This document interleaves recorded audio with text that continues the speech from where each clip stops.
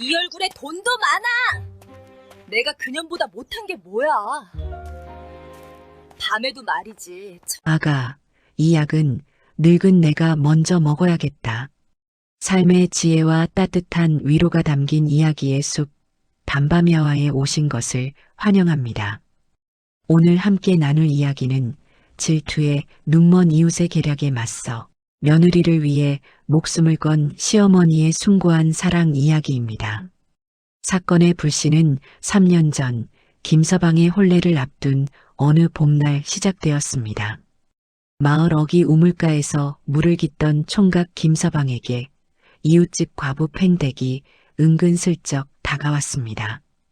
일찍이 남편을 여의고 혼자가 된 팽댁은 훤칠하고 성실한 김서방을 남몰래 연모하고 있었습니다. 어머, 김서방. 혼자 물 깃느라 힘드시지 않소? 이리 주시게. 내가 좀 도와줌세. 아닙니다. 팽댁. 남녀가 유별한데 어찌 과부댁 손을 빌리겠습니까? 괜찮습니다. 김서방이 정중히 거절하며 자리를 피하려 하자 팽댁은 다급하게 김서방의 옷소매를 잡았습니다. 그녀의 눈빛은 간절하다 못해 탐욕스럽게 번들거리고 있었습니다. 김서방, 내 딱 까놓고 말함세. 자네, 정말 그 비실비실한 연인연이랑 혼례를 치를 텐가? 가진 거라곤 빚뿐인 집에 장가들어서 어찌 살려고 그러나? 말씀이 지나치십니다. 연희 낭자는 제 정혼자입니다. 내 곳간에 쌀이 넘쳐나고 금반지가 서호분 되네. 자네가 원한다면 내 다 줄 수도 있어. 그러니 먼 데서 찾지 말고 나랑 합치면 어떤가? 응? 팽댁은 자신의 재력과 젊음을 무기로 김서방을 유혹했습니다. 하지만 김서방은 팽댁의 손을 단호하게 뿌리쳤습니다. 돈이 많고 적음은 제게 중요치 않습니다. 제 마음엔 오직 연희 낭자뿐입니다. 다시는 이런 부끄러운 말씀 마십시오. 김서방이 뒤도 돌아보지 않고 떠나자 홀로 남겨진 팽댁의 얼굴이 수치심으로 붉게 달아올랐습니다. 그녀는 김서방이 사라진 쪽을 노려보며 입술을 깨물었습니다. 사랑이 깊었던 만큼 거절당한 자존심의 상처는 깊은 도끼가 되어 그녀의 가슴에 박혔습니다.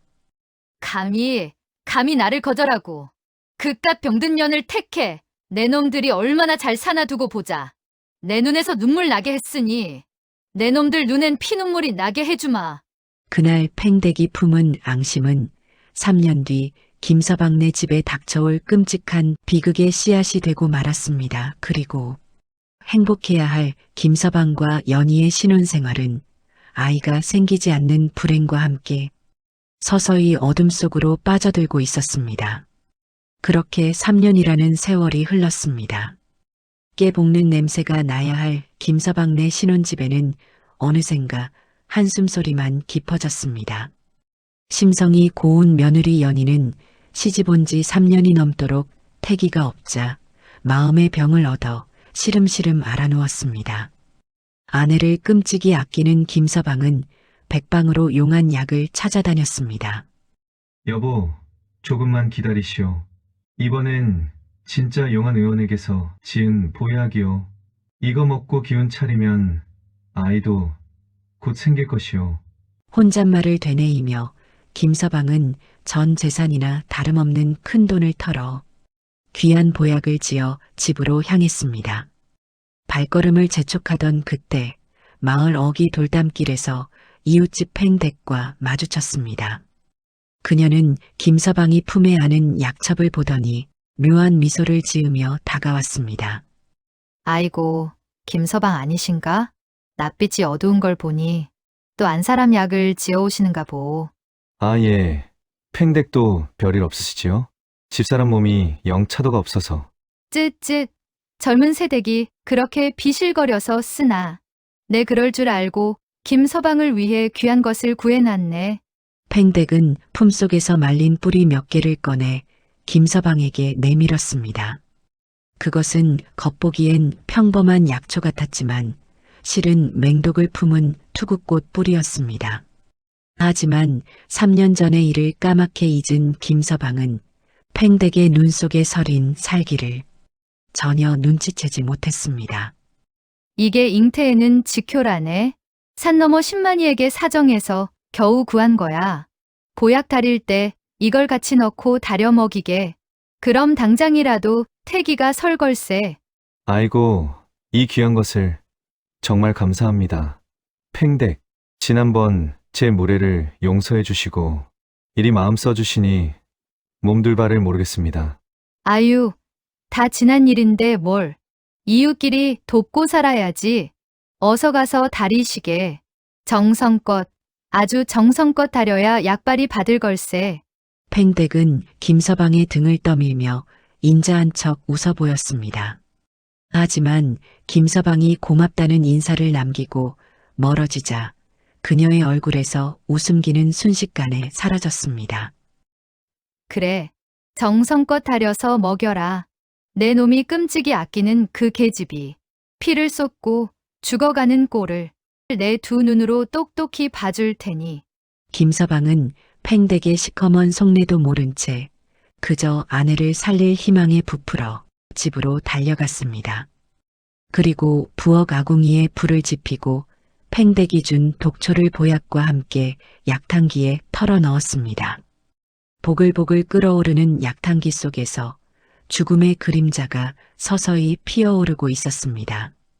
그날 밤 김서방네 집에는 진한 약 냄새가 진동했습니다. 김서방은 부채질을 해가며 정성껏 약을 다렸습니다. 그런데 안방에 있던 시어머니 최 씨가 방문을 벌컥 열고 나왔습니다. 그녀는 평소 산에서 약초를 캐며 살아온 덕에 풀냄새 하나는 귀신같이 맞는 사람이었습니다. 예, 아범아. 너 약재에다 뭘 더 넣었느냐? 예, 아니요. 의원이 지어준 것 말고는. 아니다. 내가 아는 십전대 보탕 냄새가 아니야. 구수한 냄새 끝에 묘하게 혀끝이 아린 비린내가 섞여 있어. 마치 썩은 풀뿌리 같은 냄새 말이다. 최 씨는 약탕기 뚜껑을 열고 올라오는 김을 살폈습니다. 보약 특유의 향기 속에 아주 미세하지만 분명히 이질적인 독한 기운이 숨어 있었습니다. 그것은 산짐승 잡을 때나 쓰는 독초, 투구꽃 뿌리 냄새와 흡사했습니다. 이거 의원이 준 약재 말고 다른 건 일절 안 넣은 게 확실하냐? 아, 오다가 팽댁을 만났는데 그이가 잉태에 좋은 약초라며 뭘 좀 주길래 같이 넣었습니다. 워낙 귀한 거라길래. 뭐라? 팽댁? 저 아랫마을 과부 팽댁 말이냐? 예, 지난 일은 다 잊고 이웃끼리 돕고 살자면서. 이런 멍청한 놈! 그 여우 같은 년이 퍽이나 우리 잘 되는 꼴을 보겠다! 그 년이 내 혼사 때 앙심을 품고 얼마나 독을 품었는지 잊었느냐? 어머니도 참 벌써 3년이나 지난 일입니다. 설마 하니 사람 목숨 가지고 장난을 치겠습니까? 김서방은 어머니가 괜한 의심을 한다며 손사래를 쳤습니다. 하지만 최 씨의 등골은 서늘해졌습니다. 그녀는 직감했습니다. 팽댁의 웃음 뒤에 숨겨진 것이 선의가 아니라 며느리의 목숨을 노리는 살이라는 것을. 분명히 이건 사람 살리는 약 냄새가 아니야. 하지만 심증만 있고 물증이 없으니 이를 어쩐다. 비싼 돈 들여 지어온 약을 다 버리라고 하면 아범이 믿지 않을 텐데. 어머니, 약이 다 됐습니다. 식기 전에 어서 연희에게 먹여야겠습니다. 김서방은 정성스레 약을 사발에 따랐습니다. 검붉은 약물이 사발에 찰랑거렸습니다. 최 씨의 눈에는 그 약이 며느리의 목숨을 끊어놓을 사약처럼 보였습니다. 그녀는 떨리는 손을 꼭 쥐며 위험한 결단을 내렸습니다. 김서방은 갓 다려낸 뜨거운 약사발을 들고 안방으로 들어갔습니다. 방 안에는 며느리 연희가 창백한 얼굴로 앉아 있었습니다. 김서방은 후후 불어가며 약사발을 아내에게 건넸습니다. 부인, 어서 드시오. 이번 약은 정말 귀한 것이니 남기지 말고 다 마셔야 하오. 서방님, 고맙습니다. 이 은혜를 어찌다. 연희가 떨리는 손으로 약사발을 받아 입으로 가져가려던 찰나였습니다. 방문이 쾅 하고 열리더니 시어머니 최 씨가 들어와 다짜고짜 연희의 손목을 낚아챘습니다. 안 된다. 그 약은 못 먹는다. 어머니, 갑자기 왜 이러십니까? 이 귀한 걸 며느리만 입이냐? 나도 요즘 기력이 딸려 죽겠는데 젊은 것보단 늙은 내가 먼저 먹어야겠다. 최 씨는 며느리의 손에서 약사발을 거칠게 빼앗았습니다. 뜨거운 약물이 넘쳐 최 씨의 손을 대었지만 그녀는 아랑곳하지 않았습니다. 그녀의 눈은 두려움으로 흔들리고 있었지만 입으로는 모진 말을 뱉어내야만 했습니다. 독인지 약인지 모를 것을 며느리에게 먹일 수는 없었기 때문입니다. 어머니, 아무리 그래도 제 약을 어떻게... 시끄럽다. 내가 먼저 맛을 보겠다는데 잔말이 많아. 최 씨는 끓는 듯한 뜨거운 약을 숨도 쉬지 않고 단숨에 들이켰습니다. 목구멍이 타들어가는 고통보다 뱃속으로 퍼지는 독한 기운이 더 무서웠습니다. 빈 그릇을 바닥에 내동댕이 친 최 씨는 입가를 훔치며 짐짓 트림까지 했습니다. 좋다. 역시 비싼 약이라 그런지 힘이 불끈 솟는구나. 너는 나중에 돈 벌어서 다시 지어 먹어라. 어머니, 정말 너무하십니다. 어떻게 며느리 약을 탐내십니까? 노망이라도 나셨습니까? 왜 안 하던 짓을 하시는 겁니까? 어머니, 제가 아이를 못 낳는다고 이리 구박을 하십니까? 너무하십니다. 연희는 얼굴을 감싸 쥐고 방을 뛰쳐나갔고 김서방도 화를 참지 못하고 밖으로 나가버렸습니다. 텅 빈 방에 홀로 남겨진 최 씨. 그녀는 그제야 참았던 고통에 배를 움켜쥐고 식은 땀을 흘렸습니다. 위장이 꼬이는 듯한 격통이 시작되고 있었습니다. 아가 아범아, 나를 원망해라. 차라리 노망난 늙은이라 욕해라. 내 목숨 하나로 너희 둘만 무사하다면 나는 그걸로 되었다.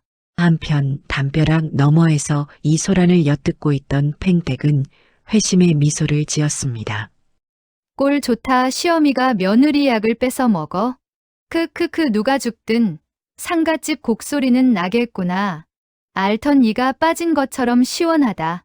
시원해. 그날 밤 김서방네 집에는 찬바람이 몰아쳤습니다. 며느리 연희는 퉁퉁 부은 눈으로 진보다리를 싸고 있었습니다. 남편이 말려보았지만 시어머니에 대한 배신감과 서러움은 걷잡을 수 없었습니다. 비키세요. 더는 못 살겠습니다. 아이 못 낳는다고 구박하는 것도 모자라 그 귀한 약까지 뺏어 드시는 분입니다. 제가 어찌 마음을 붙이고 살겠습니까? 부인, 제발 날 봐서라도 한 번만 참아주시오. 내 어머니께 다시 이런 일이 없도록 잘 말씀드릴 테니. 그때였습니다. 시어머니의 방 안에서 둔탁한 소리가 났습니다. 부부싸움을 하던 두 사람은 동시에 입을 다물고 방문 쪽을 바라보았습니다. 불길한 예감이 김서방의 등줄기를 스치고 지나갔습니다. 어머니, 대답이 없었습니다. 김서방이 다급하게 방문을 열어젖혔습니다. 그리고 눈앞에 펼쳐진 광경에 그는 비명조차 지르지 못하고 얼어붙고 말았습니다. 방바닥에 쓰러진 최 씨가 입가에 검붉은 피를 한가득 토해내고 있었기 때문입니다. 어머니! 이게 무슨 일입니까? 어머니! 어머님! 피를! 오지 라. 가까이 오지 마. 최 씨는 고통 속에서도 손을 휘저으며 며느리가 다가오는 것을 막으려 했습니다. 도끼 서린 토사물이 혹여나 며느리에게 묻을까 걱정했던 것입니다. 김서방은 미친 듯이 의원을 부르러 뛰쳐나갔고 연희는 피범벅이 된 시어머니를 끌어안고 오열했습니다. 이건 그냥 체한 게 아닙니다. 사약에나 쓰이는 초중독입니다. 이대로 두면 심장이 멈출 겁니다. 초라니요. 보약의 독초라니요? 약재 찌꺼기를 가져와 보시오. 분명 잘못 섞인 게 있을 것이오. 그제야 김서방의 머릿속에 번개처럼 스치는 기억이 있었습니다. 낮에 팽대기 건네주며 잉태의 지켜라고 했던 그 말린 뿌리. 김서방은 자신의 머리를 쥐어뜯으며 땅을 쳤습니다. 아! 내가 미쳤지! 팽댁, 그 여우 같은 여편네가 준 게 독초였어! 내가 내 손으로 어머니께 독을 들였어! 그럼 어머님은 그걸 알고 드셨단 말입니까? 연희는 시어머니의 손을 잡았습니다. 차가워져가는 손, 하지만 그 손은 마지막 순간까지 며느리의 옷자락을 꽉 쥐고 놓지 않고 있었습니다. 그것은 탐욕이 아니라 자식을 살리려는 어미의 처절한 몸부림이었습니다. 아가, 너는 살아야 한다. 예쁜 아기 낳고 천년만년 살거라. 어머님, 흐르. 의원은 서둘러 해독제를 다려 최 씨의 입에 흘려 넣었습니다. 긴 밤이 지나고 새벽닭이 울 무렵 최 씨가 기적적으로 눈을 떴습니다. 그녀가 눈을 뜨자마자 찾은 것은 자신이 아니었습니다. 아가, 너는 안 마셨지? 그 약 안 마셨지? 예, 안 마셨습니다. 어머니 덕분에 살았습니다. 흑흑. 김서방은 날이 밝자마자 관하로 달려가 팽댁을 고발했습니다. 포졸들이 들이닥쳐 팽댁의 집을 수색하니 남은 독초가 증거로 나왔습니다. 포졸들에게 질질 끌려가면서도 팽댁은 끝까지 자신의 죄를 뉘우치기는커녕 악을 쓰며 발악했습니다. 이거 놓아라. 내가 사람을 죽였느냐? 좋은 마음으로 약초 하나 준 게 대수란 말이냐? 김서방, 내 놈이 나한테 이럴 수 있어? 내가 뭘 그리 잘못했어? 난 억울하다. 억울해. 김서방, 네가 나한테 구독을 해줬어? 좋아요를 해줬어? 어떻게 그럴 수 있어? 내 마음 알면서! 마지막까지 도끼를 뿜어내는 그녀의 모습에 마을 사람들은 혀를 찾고 팽댁은 결국 곤장을 맞고 마을에서 영원히 쫓겨나는 신세가 되었습니다. 죄는 미워하되 사람은 미워하지 말라지만 인과응보는 피할 수 없는 법이었습니다. 그로부터 1년 뒤 김서방네 집에는 경사가 겹쳤습니다. 몸을 회복한 최 씨가 지극정성으로 다려준 보약을 먹고 연희가 건강한 사내 아이를 낳은 것입니다. 최 씨는 손자를 안아들고 세상을 다 가진 듯 기뻐했습니다. 아이고, 내 강아지. 할미가 너 보려고. 그 독한 걸 마시고도 살았나 보다. 어머니, 아니에요. 어머니가 저를 2번 낳아주신 겁니다. 저한테는 어머니가 생명의 은인이자 2번째 어머니십니다.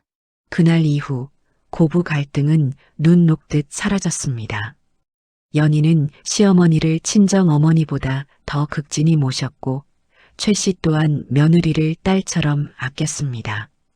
독초가 들어간 약사발은 깨졌지만 그 자리에는 그보다 더 단단한 가족의 사랑이 피어났습니다. 김서방네 웃음소리는 담장을 넘어온 마을에 행복하게 울려 퍼졌답니다.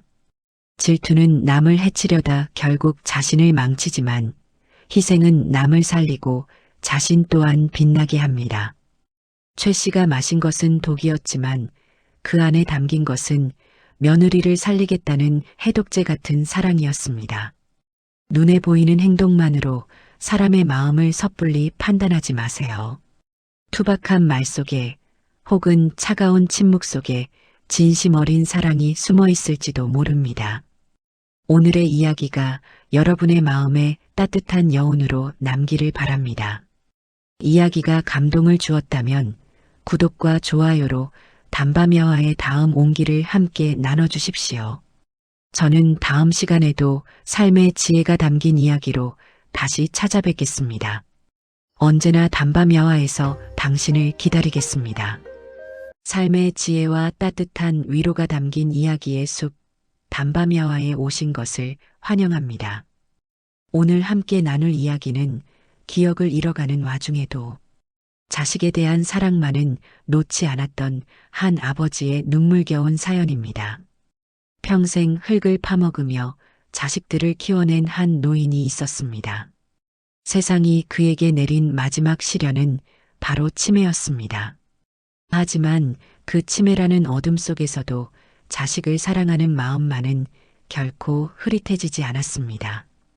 오늘의 이야기는 밥덩이의 사랑이라는 제목으로 한 아버지가 기억을 잃으면서도 지켜낸 사랑의 무게에 관한 이야기입니다. 칠순을 바라보던 김노인은 경기도의 한 산골 마을에 살고 있었습니다. 그는 평생 손에 흙이 묻지 않은 날이 거의 없었던 사람이었습니다. 농사꾼으로서의 삶은 고단했지만 그의 손으로 키운 3명의 자식들은 모두 제 몫을 했습니다. 맏아들 칠성이는 마을에서 장사를 시작해 제법 잘 나가고 있었고, 둘째 딸 미선이는 비록 가난하지만 부지런하고 정직한 사람에게 시집을 가서 열심히 살고 있었습니다. 막내딸 뿐이도 이웃마을의 청년에게 시집가서 살아가고 있었습니다. 시간이 흐르면서 나이 들어가는 김노인을 돌봐야 할 책임은 맏아들 칠성이 가정에 떨어졌습니다. 칠성의 아내 박 씨는 시어머니를 먼저 떠나보낸 뒤 이제 시아버지를 모셨습니다. 처음에 박 씨는 정성을 다해 시아버지를 모셨습니다. 하지만 세월은 가혹했고 시아버지는 조금씩 변해가고 있었습니다. 치매는 한순간에 찾아오지 않습니다. 그것은 안개처럼 천천히 밀려들어 한 인간의 정신을 조금씩 침식해갑니다. 처음엔 진짜 별거 아니었습니다. 김노인이 자신의 숟가락을 2개 놓는 일, 아침에 먹은 밥을 저녁이 되면 까먹는 일들이었습니다. 가족들은 그저 나이가 들어서 그러는 거겠지 하며 웃어넘겼습니다. 하지만 시간이 흐를수록 상황은 심해졌습니다. 자신의 아들 이름을 헷갈리기 시작했고 며느리의 얼굴도 자주 못 알아보곤 했습니다. 아침과 저녁이 헷갈리는 날들도 있었습니다. 박 씨는 이제 단순히 시어머니를 모시는 수준이 아니라 치매 환자를 간병하는 신세가 되어 있었습니다.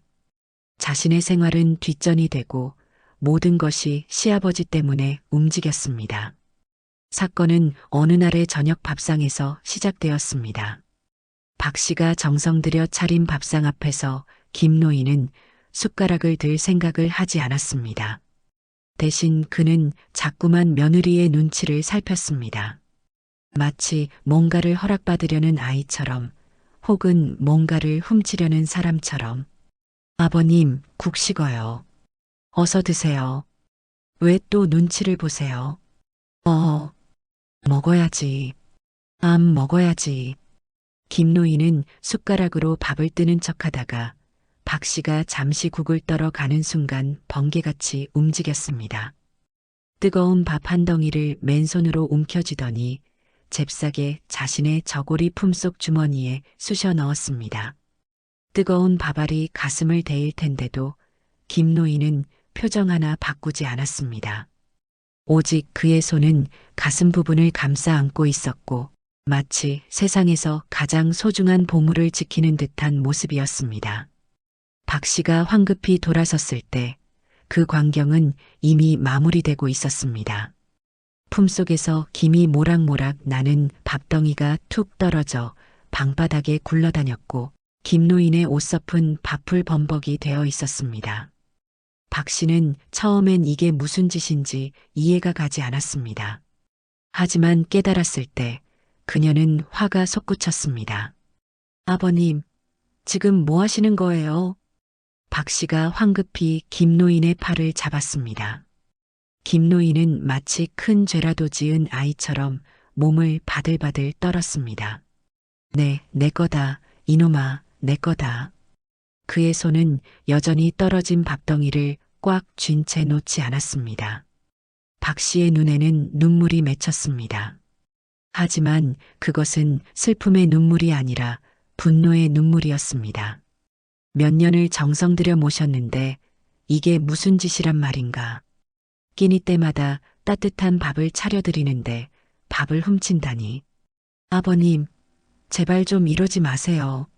끼니 때마다 따뜻한 밥 차려드리는데 왜 자꾸 밥을 훔치세요? 남들이 보면 제가 밥 굶기는 천하의 불효녀인 줄 알 거 아니에요. 그런데 이렇게까지 하시면 어떻게 하라는 거예요? 아버님, 그만 좀 하세요. 제발. 박 씨는 자신의 성실함이 의심받는 게 정말이지 참을 수 없었습니다. 밥을 훔친다는 것은 가정에서 여주인이 밥을 제대로 차려주지 않는다는 것을 의미했으니까요. 특히나 마을 사람들이 그 짓을 본다면 자신의 명예는 땅에 떨어질 것입니다. 마침 장사를 마치고 돌아온 칠성이가 이 모든 상황을 목격했습니다. 그의 얼굴에는 피로함이 가득했습니다. 장사도 잘 안 되는데 집에 와서 이런 상황을 마주해야 하다니. 아버지, 며느리 보기 민망하지도 않으세요? 그만 좀 하세요, 제발. 칠성의 목소리에는 짜증이 배어 있었습니다. 아버지를 사랑하는 마음도 남아 있었지만 점점 한계에 다다르고 있었습니다. 김노인은 아들과 며느리의 책망에 주눅이 들어 고개를 푹 숙였습니다. 하지만 그 손만은 여전히 바닥에 떨어진 밥덩이를 꽉 쥔 채 놓지 않았습니다. 가족들은 이것을 단순한 노망이라고 생각했습니다. 나이 먹으면서 정신이 나간 노인의 식탐이라고만 여겼습니다. 그 밥덩이가 어디로 가려던 것인지, 무엇을 의미하는 것인지는 아무도 짐작하지 못했습니다.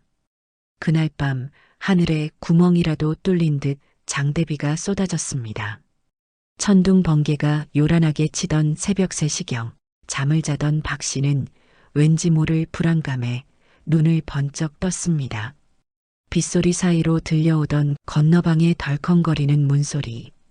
그것이 마음에 걸렸습니다. 그 침묵이 너무도 불길했습니다. 여보, 일어나 보세요.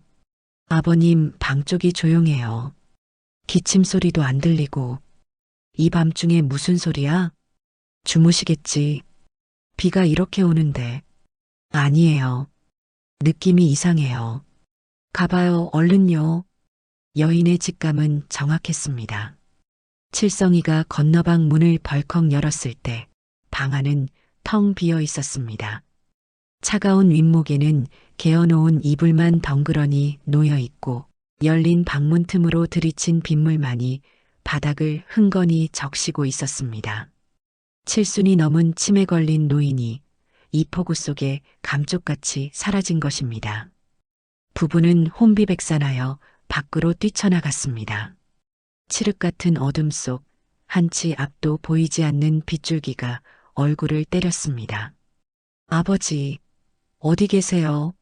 아버지, 세상에 이 비를 뚫고 어딜 가셨단 말이야, 아버님. 아버님.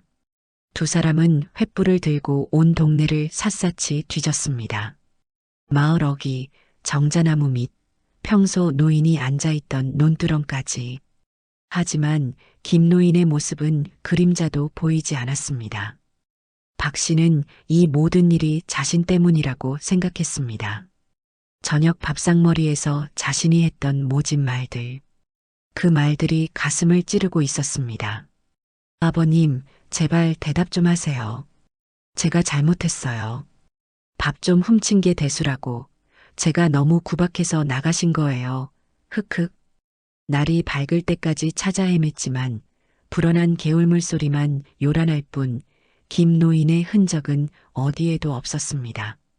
가족들은 최악의 상황을 상상하며 공포에 떨어야만 했습니다. 이야기를 거슬러 올라가 봅시다.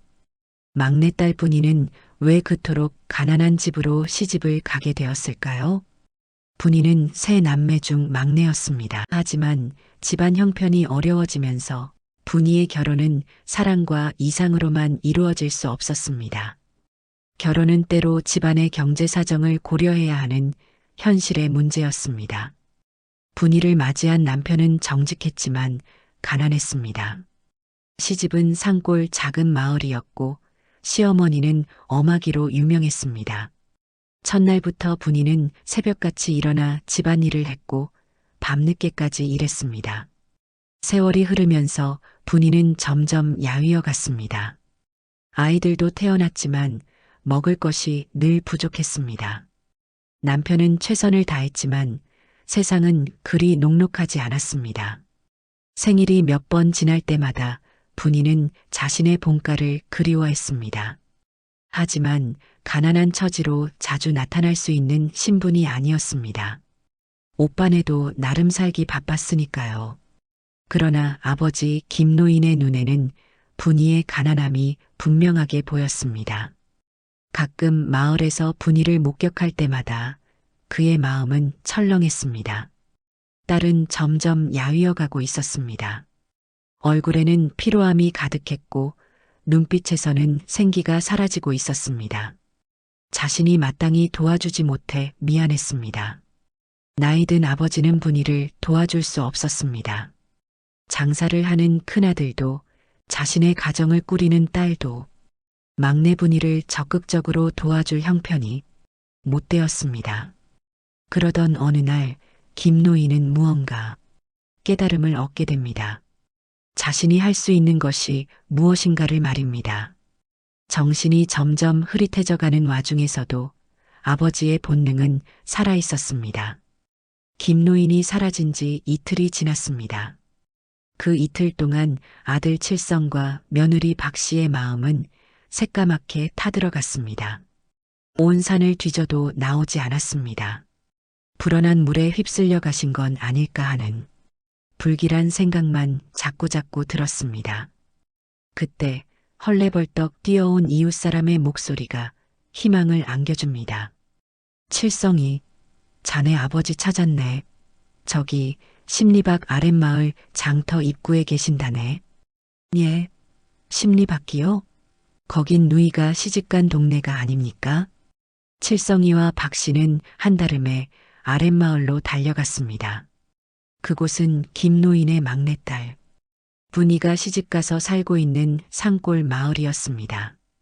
왜 아버지가 그곳으로 가셨을까요? 칠성은 믿을 수 없는 광경을 목격했습니다. 김노인은 비에 쫄딱 젖은 속옷을 입고 딸네 집 대문 앞에 쭈그리고 앉아 있었습니다. 입술은 파랗게 질렸고 온몸을 사시나무 떨듯 떨고 있었습니다. 이틀 밤낮을 그 폭우 속을 뚫고 걸어온 것입니다. 아버지, 이게 무슨 꼴이에요? 비를 얼마나 맞으신 거야. 세상에, 몸이 불덩이네. 칠성과 박씨의 눈에는 눈물이 맺혔습니다. 아버지의 모습은 처절했습니다. 하지만 더욱 이상한 것은 아버지의 태도였습니다. 아버지, 저 칠성입니다. 알아보시겠어요? 아버님, 저희가 잘못했어요. 어서 집으로 가요, 네. 하지만 김노인은 그들을 알아보지 못했습니다. 기억이 그들을 버렸습니다. 그의 눈은 오직 한 곳을 바라보고 있었습니다. 누구시오? 비켜라, 우리 분이 봐야 한다. 오직 분이라는 이름만 주문처럼 중얼거릴 뿐이었습니다. 딸 분이가 아버지의 언손을 잡고 오열했습니다. 아버지, 제가 분이에요. 딸도 못 알아보시는 거예요? 왜 이 몸으로 여기까지 오셨어요? 왜? 하지만 이상한 일이 벌어졌습니다. 딸이 우는데도 아랑곳하지 않고 김노인은 자신의 품속 저고리를 소중하게 감싸쥐고 있었습니다. 누가 뺏어갈세라 잔뜩 웅크린 채 무언가를 필사적으로 지키고 있는 모습이었습니다. 안 된다. 이건 안 돼. 우리 분이 줘야 해. 도대체 무엇이기에 기억을 잃은 아버지가 목숨보다 더 소중하게 품고 온 것일까요? 가족들의 시선이 김노인의 불룩한 가슴팍으로 쏠렸습니다. 김노인은 덜덜 떨리는 손으로 품속 깊숙이 넣어두었던 무언가를 주섬주섬 꺼냈습니다. 며느리 박씨가 그토록 뺏으려 했던 그 정체불명의 물건이었습니다. 꼬깃꼬깃해진 배 헝겊을 한꺼풀 벗겨내자 시큼하고 퀴퀴한 냄새가 코를 찔렀습니다. 이게 무슨 냄새야? 헝겊 속에서 나온 것은 밥알이 다 뭉개지고 누렇게 변색된 밥덩이였습니다.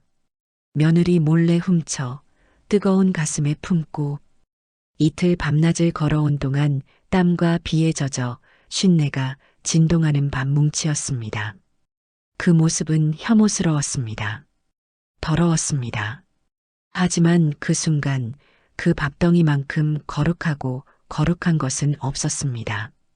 김노인은 그 상한 밥덩이를 세상에서 가장 귀한 보물이라도 되는 양 딸분이에게 내밀었습니다. 아가, 분이야, 배고프지? 이거 먹어라, 따뜻할 때 먹어라. 분이는 그 말을 듣고 무너졌습니다. 아, 아버지, 설마 이걸 주려고. 시집간 내 새끼, 밥은 먹고 사냐. 굶지 마라. 애비가 가져왔다. 얼른 먹어. 그제야 모든 의문이 풀렸습니다. 치매에 걸려 자식들 얼굴조차 잊어버린 아버지가 매일같이 밥을 훔쳐 품에 숨겼던 이유. 그것은 가난한 집으로 시집가 고생하는 막내딸이 굶지는 않을까 하는 뼈에 사무친 걱정 때문이었습니다. 이틀 밤낮을 비를 맞으며 걸어온 그 길은 치매 노인의 길이 아니라 딸을 향한 아버지의 본능이 이끈 길이었습니다. 기억은 사라졌지만 딸을 사랑하는 마음만은 결코 흐릿해지지 않았습니다. 그 밥덩이는 이제 단순한 음식물이 아닙니다. 그것은 아버지가 남긴 사랑의 유산이었습니다. 박 씨의 가슴은 미어졌습니다. 아버님, 저는 그것도 모르고 도둑질하신다고 밥그릇을 뺏고 구박을 했는데 세상에. 아버지, 저희가 불효자입니다. 죽을 죄를 지었습니다. 흐흑. 쉰 밥덩이는 빗물과 눈물에 젖어 바닥으로 툭 떨어졌습니다. 하지만 그 밥은 세상 그 어떤 진수성찬보다도 뜨겁고 배부른 아버지의 사랑 그 자체였습니다. 딸분이는 땅에 떨어진 쉰 밥을 주워 들고 아버지를 부둥켜 안은 채 목 놓아 울었습니다. 아버지, 미안해요. 내가 못나서, 내가 가난해서 아버지를 이렇게 만들었어. 으앙. 그날 밤 분인의 좁은 방 안에서는 통곡 소리가 끊이지 않았습니다. 며느리 박 씨와 아들 칠성은 김노인 앞에 무릎을 꿇고 비에 젖고 흙투성이가 된 아버지의 발을 씻겨드렸습니다. 발바닥은 돌부리에 채여 상처투성이었고 발가락은 퉁퉁 불어 있었습니다. 이 모든 것이 딸에 대한 사랑으로 만들어진 상처들이었습니다. 며느리 박 씨는 그 상처난 발에 자신의 얼굴을 묻고 오열했습니다. 아버님, 제가 잘못했어요. 그것도 모르고 밥 훔친다고 구박만 하고 제가 죽을 죄를 지었습니다. 아버지, 이제 집에 가요. 저희가 잘 모실게요. 다시는 아버지 혼자 두지 않을게요. 자식들의 눈물과 목소리가 방을 가득 채웠습니다. 하지만 이 모든 것 속에서 김노인은 무엇을 느꼈을까요? 자식들이 울거나 말거나 김노인은 딸분이가 새로 지어 올린 따뜻한 밥상 앞에서 해맑게 웃고만 있었습니다. 기억은 없었습니다. 하지만 그 본능은 아직도 살아 있었습니다. 그는 숟가락으로 고봉밥을 크게 떠서 이번에는 자신의 입이 아닌 딸분이의 숟가락 위에 얹어주었습니다. 먹어라, 많이 먹어라. 우리 분이 볼이 홀쭉하네. 네, 아버지 잘 먹을게요. 아버지 덕분에 배가 하나도 안 고파요. 그 순간 분이의 얼굴에는 이 몇 년간 본 적 없는 밝은 미소가 떠올랐습니다. 가난함도 있고 고단함도 있고 오직 아버지의 사랑이라는 따뜻함만 느꼈습니다. 그날 이후 김노인의 품속에서 밥덩이는 사라졌습니다. 더 이상 몰래 밥을 집어넣을 필요가 없었습니다. 왜냐하면 이제 모든 밥상이 아버지의 사랑으로 가득 찬 밥상이 되었으니까요. 대신 자식들의 따뜻한 손길이 그 빈자리를 채웠습니다. 기억은 잃었어도 자식 사랑만은 잊지 않았던 아버지. 그 쉰 밥덩이는 자식들의 가슴 속에 영원히 상하지 않는 사랑의 양식으로 남았습니다. 부모의 사랑은 내리사랑이라 하여 기억이 지워지는 순간에도 자식을 향한 본능은 지워지지 않습니다. 김노인이 훔친 것은 밥이 아니라 자식을 배불리 먹이고 싶은 부모의 마음이었습니다. 그것은 나이와 기억을 초월한 생명 자체의 움직임이었습니다. 우리의 부모님들은 어떨까요? 지금 여러분의 부모님이 조금 엉뚱한 행동을 하더라도 혹은 말이 좀 이상하더라도 그 안에 숨겨진 사랑을 한 번쯤 들여다봐 주세요. 그분들의 기억은 희미해져도 여러분을 사랑했던 그 마음만큼은 선명하게 남아있을 테니까요. 오늘의 이야기가 여러분의 마음에 따뜻한 여운으로 남기를 바랍니다. 특히나 저 멀리 떨어져 있는 부모님, 혹은 혼자가 되어버린 부모님을 생각하는 시간을 가져보시길 바랍니다. 이야기가 감동을 주었다면 구독과 좋아요로 담밤여와의 다음 온기를 함께 나눠주십시오. 저는 다음 시간에도 삶의 지혜가 담긴 따뜻한 이야기로 다시 찾아뵙겠습니다. 언제나 담밤여와에서 당신을 기다리겠습니다. 구독, 구독, 구독. 아이고, 이 미련한 것 도망도 안 가고 품고 있어. 삶의 지혜와 따뜻한 위로가 담긴 이야기의 숲, 담밤여와에 오신 것을 환영합니다. 우리는 종종 짐승을 미물이라 칭하며 하찮게 여기곤 합니다. 하지만 때로는 말 못하는 짐승이 인간보다 더 깊고 숭고한 사랑을 보여주어 우리를 부끄럽게 만들기도 합니다. 오늘 함께 나눌 이야기는 쏟아지는 비를 맞으며 자신의 생명을 바쳐 새끼를 지켜낸 어느 산골 농가 암탉의 위대한 모성애에 관한 이야기입니다. 강원도 깊은 산골, 첩첩산중이라는 말이 어울리는 외딴 곳에 김노인 내외가 살고 있었습니다. 자식들은 모두 도시에 나가 살고 노부부의 적적함을 달래주는 것은 마당을 뛰어노는 강아지 한 마리와 닭장의 닭들 뿐이었습니다. 그 중에서도 김노인이 유독 아끼는 녀석이 있었으니 바로 털이 황금빛으로 윤기나는 누런 암탉, 누렁이였습니다. 구구구 밥 먹자. 옳지, 많이들 먹어라. 우리 누렁이도 이리 와서 먹어. 이 누렁이는 올봄에 갓 태어난 병아리 12마리를 거느린 어미 닭이었습니다. 보통 닭들은 모이를 주면 제 배 채우기에 바빠 서로 쪼고 싸우기 일쑤지만 이 누렁이는 달랐습니다. 주인이 뿌려준 쌀알을 발견하면 자신은 먹지 않고 구구구 소리를 내어 병아리들을 먼저 불렀습니다. 저 기특한 것 좀 보게. 지 배도 고플 텐데 새끼들 먼저 먹이겠다고 부리로 모이를 잘게 쪼아주네 그려. 짐승이나 사람이나 애미 마음은 다 똑같은가 봅니다. 병아리들이 배불리 먹고 나서야 비로소 남은 부스러기를 쪼아 먹는 암탉. 행여나 솔개라도 하늘에 뜰라치면 가장 먼저 날개를 펴고 목청을 높여 새끼들을 치마폭 같은 날개 아래로 숨기는 녀석이었습니다. 김노인은 그런 암탉을 볼 때마다 도시에 나가 고생하는 자식들 생각이 나서 짠한 마음이 들곤 했습니다. 그래, 너도 새끼들이 금쪽 같지? 나도 그렇다. 잘 먹고 무럭무럭 키워서 다들 제목하게 만들어야지. 그게 부모 마음 아니겠냐. 산골의 하루는 평화로웠습니다. 따뜻한 햇살 아래 병아리들은 어미 등 위를 오르락 내리락하며 재롱을 피웠고 암탉은 졸음이 오는 눈을 억지로 뜨며 주변을 경계했습니다. 이 평화가 영원할 것만 같았던 그 산골 마을에 어둠과 함께 불길한 그림자가 드리우기 시작한 건 여름 장마가 시작되던 어느 날 밤, 며칠째 굵은 장대비가 쏟아지던 밤이었습니다.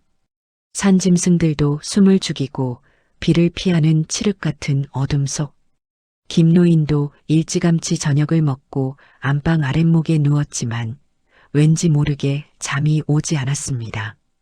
빗소리에 섞여 들려오는 묘한 기척 때문이었습니다. 할멈 자나? 밖에서 무슨 소리 안 들려? 닭들이 회를 치는 것 같은데. 비가 이렇게 오는데 짐승인들 돌아다니겠어요? 그냥 빗소리겠죠. 주무세요. 하지만 김노인의 귀는 정확했습니다. 마당 한구석에 있는 닭장 뒤편 빗물에 물러진 흙벽 틈새로 무언가가 스르르 미끄러져 들어오고 있었습니다. 비늘이 번들거리는 차가운 몸통, 혀를 날름거리는 소름 끼치는 소리. 그것은 산에서 내려온 거대한 먹구렁이었습니다. 닭장 안은 순식간에 공포의 도가니가 되었습니다. 본능적으로 포식자의 냄새를 맡은 닭들이 비명을 지르며 회 위로, 구석으로 도망쳤습니다. 하지만 갓 태어난 병아리들은 날 수가 없었습니다. 그저 삐약삐약하며 어둠 속에서 갈팡질팡할 뿐이었습니다. 굶주린 구렁이의 노란 눈동자가 어둠 속에서 병아리들을 향해 번뜩였습니다. 독을 품은 송곳니를 드러내며 병아리 무리를 향해 따리를 트는 그 순간 구석에 숨어있던 다른 닭들과 달리 어둠을 가르고 튀어나온 그림자가 있었습니다. 바로 어미 닭 누렁이였습니다. 누렁이는 병아리들 앞을 가로막고 날개를 잇는 힘껏 펼쳤습니다. 자신의 몸을 최대한 부풀려 거대하게 보이게 하려는 필사적인 몸부림이었습니다. 마치 내 새끼들에게 손대려면 나를 먼저 넘어가라라고 외치는 듯 했습니다. 거대한 구렁이와 작은 암탉의 대치, 승산이 없는 싸움이었습니다. 암탉은 지금이라도 회 위로 날아오르면 살 수 있었습니다. 하지만 녀석의 발바닥 아래에는 두려움에 떨며 파고드는 12마리의 병아리들이 있었습니다. 도망칠 곳 없는 새끼들을 두고 어미는 한 발자국도 물러설 수 없었습니다. 구렁이가 입을 벌리고 달려들었습니다. 암탉은 피하지 않았습니다. 오히려 날카로운 부리로 구렁이의 머리를, 눈을, 몸통을 사정없이 쪼아댔습니다. 자신의 깃털이 뽑히고 살점이 뜯겨나가는 고통 속에서도 암탉의 두 발은 땅에 뿌리내린 나무처럼 병아리들 위를 굳건히 지키고 있었습니다. 꼬꼬꼬. 암탉은 병아리들을 안심시키려는 듯 싸우는 와중에도 낮고 부드러운 소리를 냈습니다. 괜찮다 아가들아. 엄마가 여기 있다. 무서워 말고 내 품에 꼭 숨어 있으렴.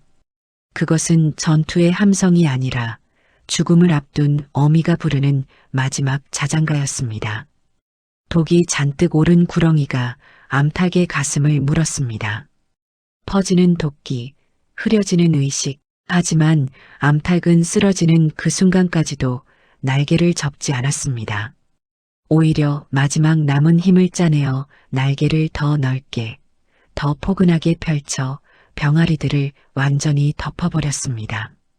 차가운 빗물도 구렁이의 시선도 닿지 않도록. 시간이 얼마나 흘렀을까요? 치열했던 닭장의 소라는 빗소리에 묻혀 잦아들었습니다. 닭장 바닥에는 차갑게 식어가는 암탉과 그 옆에 널브러진 구렁이만이 덩그러니 남아 있었습니다. 비는 야속하게도 밤새도록 내렸습니다. 다음 날 아침 언제 비가 왔냐는 듯 하늘은 맑게 개었습니다. 김노인은 눈을 뜨자마자 불길한 예감에 닭장으로 달려갔습니다. 밤새 닭장이 너무 조용했던 것이 마음에 걸렸던 것입니다. 아니, 이게 무슨... 김노인은 닭장 문을 열자마자 자리에 주저앉고 말았습니다. 바닥에는 끔찍한 광경이 펼쳐져 있었습니다. 거대한 구렁이 한 마리가 머리를 쪼인 채 죽어 있었고 그 옆에는 털이 다 뽑히고 피투성이가 된 누렁이가 엎드려 있었습니다. 다른 닭들은 회 위 구석에 모여 벌벌 떨고 있는데 유독 누렁이만이 바닥에 차갑게 굳어 있었습니다. 아이고, 이 미련한 거사. 남들처럼 위로 도망가지 않고 왜 여기서 이러고 있어? 쯧쯧. 독사한테 물려 죽었구나. 죽었어. 김노인은 죽은 구렁이를 막대기로 치워내고 죽은 암탉에게 다가갔습니다.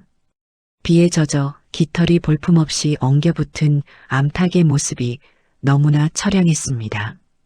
그는 혀를 차며 암탉의 시체를 들어 올리려 했습니다. 양지 바른 곳에라도 묻어줄 요량이었습니다. 가엾은 것, 다음 생에는 사람으로 태어나거라.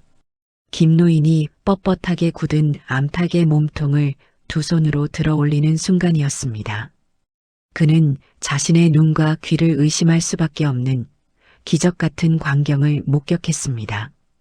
죽은 암탉의 몸이 들리자 그 차가운 날개 밑에서 노란 솜털 뭉치들이 와르르 쏟아져 나왔습니다. 1마리, 2마리, 5마리, 12마리의 병아리들이었습니다. 밤새 쏟아진 폭우와 독사의 공격 속에서도 병아리들은 털끝 하나 젖지 않고 보송보송한 모습 그대로였습니다.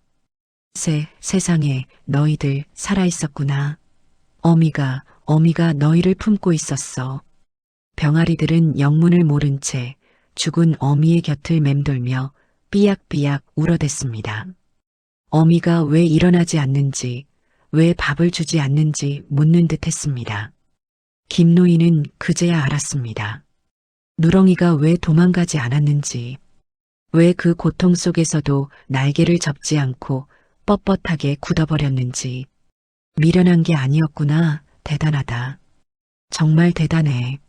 사람도 제 목숨 아까워 자식 버리는 세상인데 내가 사람보다 낫구나. 죽은 암탉의 가슴팍은 병아리들의 체온 때문인지 아니면 식지 않은 모성 때문인지 여전히 따뜻했습니다.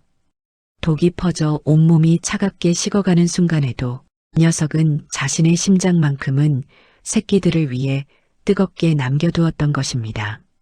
김노인은 죽은 암탉을 품에 안고 한참을 오열했습니다. 김노인은 집 뒤뜰 가장 볕이 잘 드는 곳에 암탉을 묻어주었습니다. 그리고 남겨진 병아리들을 정성껏 거두었습니다. 병아리들은 어미가 남긴 사랑을 먹고 무럭무럭 자라났습니다. 어느 날 마당을 노니는 닭들을 보며 김노인은 자식들에게 전화를 걸었습니다. 아범아, 그래, 밥은 먹고 다니냐? 별일 없고? 그래, 그냥 목소리 듣고 싶어서 전화했다. 아프지 말고 건강해라. 어미 닭의 희생은 김노인에게 그리고 우리에게 잊고 있었던 부모님의 사랑을 다시금 일깨워 주었습니다. 비바람이 몰아치고 맹수가 덤벼드는 세상 속에서도 우리가 안전할 수 있었던 건 자신의 모든 것을 바쳐 우리를 덮어주었던 부모님의 날개가 있었기 때문 아닐까요? 미물인 닭도 제 자식을 위해서는 목숨을 아끼지 않습니다. 하물며 우리네 부모님의 마음은 오죽하겠습니까? 어쩌면 지금 우리가 누리는 평온한 하루는 부모님이 묵묵히 거센 비바람을 막아내준 덕분일지도 모릅니다. 오늘 쑥스럽더라도 부모님께 안부 전화 한 통 드리는 건 어떨까요? 그 따뜻한 말 한마디가 부모님께는 세상 무엇보다 큰 보답이 될 테니까요. 오늘의 이야기가 여러분의 마음에 따뜻한 여운으로 남기를 바랍니다. 이야기가 감동을 주었다면 구독과 좋아요로 담밤야와의 다음 온기를 함께 나눠주십시오. 저는 다음 시간에도 삶의 지혜가 담긴 이야기로 다시 찾아뵙겠습니다. 언제나 담밤야와에서 당신을 기다리겠습니다. 가지 마십시오. 당신이 도둑이든 살인자든 상관없습니다. 제발 저를 데려가 주십시오. 삶의 지혜와 따뜻한 위로가 담긴 이야기의 숲, 담밤야와에 오신 것을 환영합니다. 사랑에는 여러 가지 모양이 있다고 합니다. 축복받는 환한 사랑이 있는가 하면 어둠 속에서만 피어나는 아픈 사랑도 있지요. 오늘 들려드릴 이야기는 조선시대 엄격한 유교 사회 속에서 열려라는 이름의 감옥에 갇혀야 했던 한 여인과 그녀를 구하기 위해 자신의 모든 것을 걸었던 한 사내, 그리고 그 뒤에 숨겨진 시어머니의 눈물겨운 반전 드라마입니다. 조선 중기 경상도 어느 고을에 서씨라 불리는 젊은 여인이 살고 있었습니다. 그녀는 꽃다운 20살에 시집왔으나 혼례를 치른 지 불과 반년 만에 남편이 급병으로 세상을 떠나는 바람에 청산과부가 되었습니다. 남편의 얼굴조차 희미해진 3년 상을 치르는 동안 그녀의 곁을 지킨 것은 혹독한 시집살이와 외로움뿐이었습니다. 아가, 불 끄고 자거라. 기름 아깝다. 과부 방에 불이 화나며 동네 소문만 흉해지는 법이다. 예, 어머니, 주무세요. 시어머니 안 씨는 고을에서 깐깐하기로 소문난 노인이었습니다. 그녀는 며느리 서 씨에게 바깥 출입을 일절 금지했고 행여나 대문 밖에서 장사치 소리라도 들리면 귀를 씻으라며 호통을 쳤습니다. 그녀의 목표는 단 하나, 며느리를 죽을 때까지 수절시켜 가문에 열려문을 세우는 것이었습니다. 산 사람을 죽은 사람 곁에 묶어두는 것이 정령효이고 도리란 말인가. 나는 아직 숨이 붙어 있는데 내 심장은 이리 펄떡이는데 서 씨는 밤마다 허벅지를 바늘로 찔러가며 끓어오르는 젊음을 참아내야 했습니다. 높은 담장 안에 갇힌 그녀에게 하늘은 사각형의 조각난 파란색 뿐이었고 밤이면 들려오는 풀벌레 소리만이 유일한 위로였습니다. 마을 사람들은 그녀를 살아있는 열려라 칭송했지만 서 씨에게 그 집은 화려한 감옥일 뿐이었습니다. 쯔쯔, 저 댁 며느리는 참말로 독해. 3년 동안 대문 밖을 한 번도 안 나왔다지. 시어미 등살에 뼈가 녹아날 게야. 열려문이 뭐길래 산 사람을 저리 말려 죽이는지 원. 그러던 어느 늦가을 밤이었습니다. 유난히 달이 밝아 서러움이 북받치던 그날 밤, 서신의 집 담장 너머로 수상한 그림자 하나가 드리워졌습니다. 모두가 잠든 깊은 밤, 쿵 하는 둔탁한 소리가 마당에서 들려왔습니다. 잠을 이루지 못하고 뒤척이던 서 씨는 소스라치게 놀라 방문을 조금 열고 밖을 내다보았습니다. 달빛 아래 복면을 쓴 건장한 사내 하나가 마당 한가운데 서 있었습니다. 도둑이 분명했습니다. 서 씨는 비명을 지르려다 입을 막았습니다. 도둑이다. 어머니를 깨워야 하나? 아니, 그랬다간 내가 해코지를 당할지도 몰라. 그런데 도둑의 행동이 기이했습니다.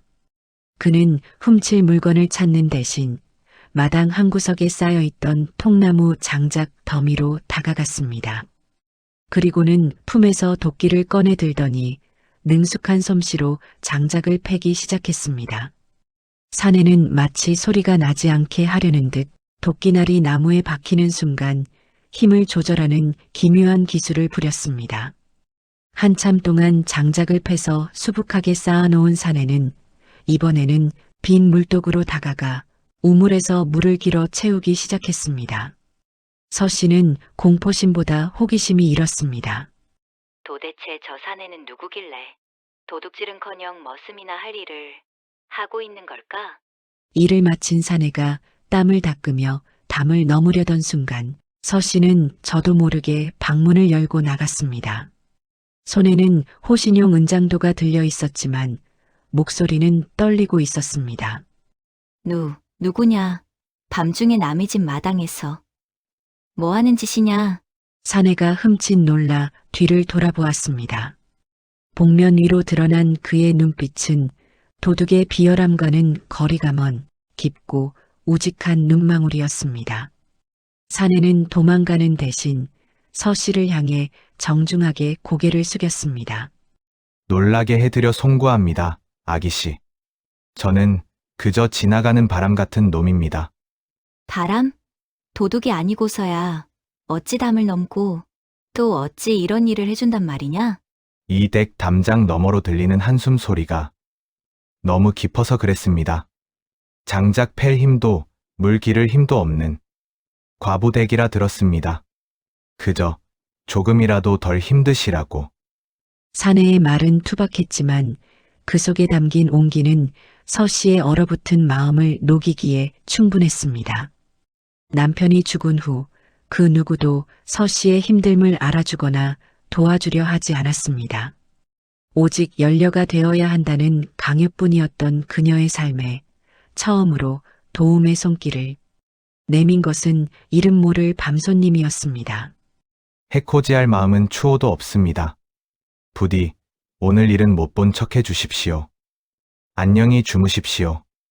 사내는 그 말을 남기고 날렵하게 담을 넘어 어둠 속으로 사라졌습니다.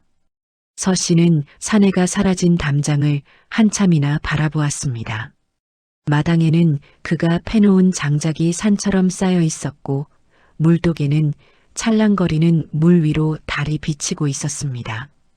그날 밤 서 씨는 3년 만에 처음으로 깊은 잠에 들 수 있었습니다. 그날 이후 사내는 밤마다 찾아왔습니다. 비가 오는 날에는 지붕을 고쳐놓고 눈이 오는 날에는 마당을 쓸어 놓았습니다. 서 씨는 이제 그가 오는 시간만을 기다리게 되었습니다. 처음에는 방문을 걸어 잠그고 지켜만 보았지만 점차 방문을 조금씩 열어두게 되었고 나중에는 툇마루에 앉아 그가 일하는 모습을 지켜보았습니다. 이름이라도 알려주시오. 그래야 내가 마음의 빚이라도 덜지 않겠소. 돌석이라 부르십시오. 굴러다니는 돌멩이처럼 천한 놈이라. 성은 없습니다. 돌석이라. 두 사람 사이에는 묘한 기류가 흐르기 시작했습니다. 신분의 벽, 과부라는 족쇄, 그리고 남녀의 유별함. 모든 것이 그들을 가로막고 있었지만 어둠 속에서 나누는 짧은 대화와 눈빛 교환은 그 어떤 낮의 만남보다 강렬했습니다. 그것은 사랑이었습니다. 목숨을 걸어야만 하는 위태롭고 치명적인 사랑. 계절이 바뀌어 봄이 찾아왔습니다. 밤 공기에는 매화 향기가 은은하게 퍼져 있었고 두 사람의 감정도 봄꽃처럼 걷잡을 수 없이 피어올랐습니다. 이제 돌석은 이를 핑계로 오지 않았습니다.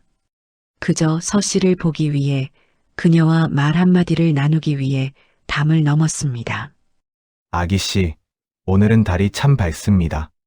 저 달을 따다가 아기씨 방에 걸어드리고 싶습니다. 농이 지나치십니다. 제 방은 달빛도 들지 않는 감옥입니다. 제가 그 감옥 부숴드리면 안 되겠습니까? 돌석의 돌발적인 말에 서 씨의 심장이 쿵하고 내려앉았습니다. 그것은 함께 도망치자는 야반도주를 하자는 제안이나 다름없었습니다. 서 씨는 흔들리는 눈빛으로 돌석을 바라보았습니다. 그의 눈빛은 진심이었습니다.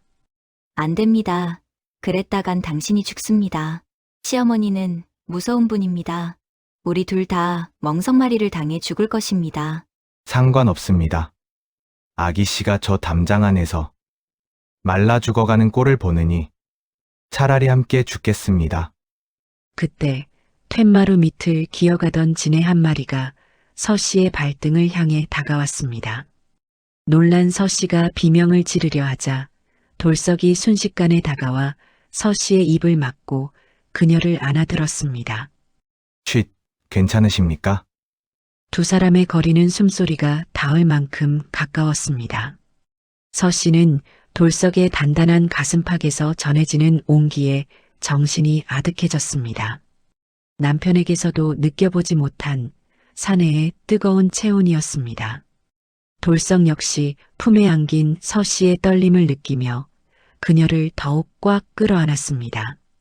금기를 넘은 두 사람의 그림자가 달빛 아래 하나로 겹쳐졌습니다. 그때 안방에서 시어머니의 크고 인위적인 기침 소리가 들려왔습니다. 화들짝 놀란 두 사람은 황급히 떨어졌습니다. 서 씨의 얼굴이 사색이 되었습니다. 어머니가 깨셨나 봅니다. 어서 가십시오. 내일 밤에 다시 오겠습니다. 그때는 답을 주십시오. 돌석이 급히 담을 넘어 사라진 후 서 씨는 가슴을 쓸어내리며 안방 쪽을 살폈습니다. 그런데 이상했습니다. 평소라면 작은 소리에도 불호령을 내렸을 시어머니가 기침 소리 외에는 아무런 인기척도 내지 않았습니다. 마치 두 사람이 떨어질 때까지 기다렸다는 듯. 다음 날 아침 마당을 쓸던 서 씨는 대문 빗장이 풀려 있는 것을 발견했습니다.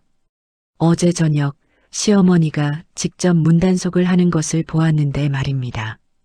이뿐만이 아니었습니다. 며칠 전부터 시어머니는 밤이면 일찍 불을 끄고 유난히 깊은 잠에 든 척을 하거나 며느리에게 몸이 허하니 고기를 좀 먹어야겠다며 평소엔 주지도 않던 돈을 쥐어주곤 했습니다. 설마 어머니가 알고 계시는 걸까?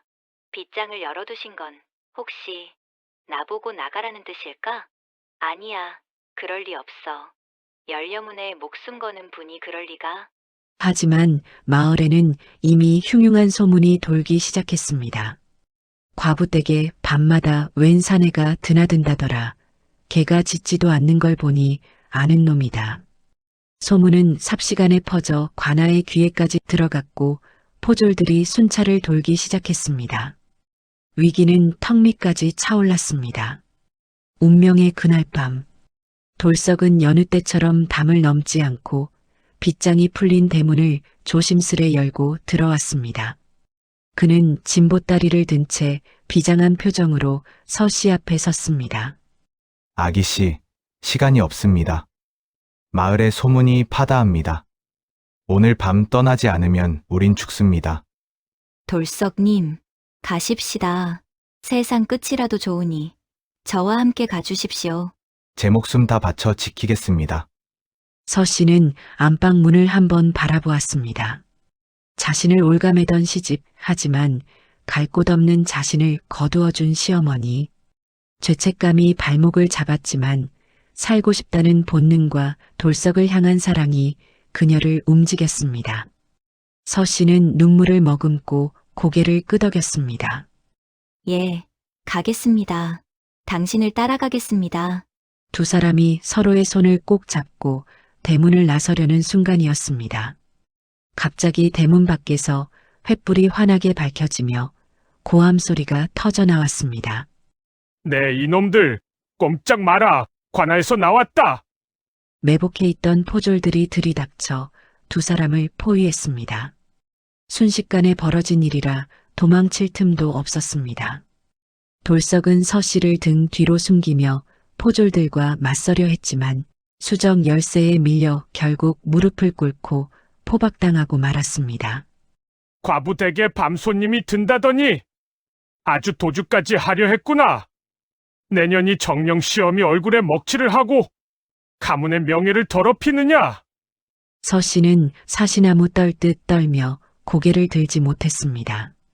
모든 것이 끝났다고 생각했습니다. 이제 끌려가서 치도곤을 맞고 죽임당할 일만 남았다고 생각했습니다. 그때 굳게 닫혀있던 안방문이 열리고 시어머니 안씨가 걸어 나왔습니다. 그녀의 손에는 하얀 소복이 들려 있었습니다. 마당은 횃불로 대낮처럼 환했고 포승줄에 묶인 돌석과 서 씨는 마당 한가운데 무릎 꿇려 있었습니다. 시어머니 안씨가 천천히 마루에서 내려왔습니다. 그녀의 표정은 서리발처럼 차가웠습니다. 포교가 안씨에게 굽신거리며 말했습니다. 마님, 저희가 때맞춰 잘 왔습죠? 이 환양년과 간부가 야반도주하려는 걸 현장에서 잡았습니다. 이제 관아로 끌고 가서. 잠깐.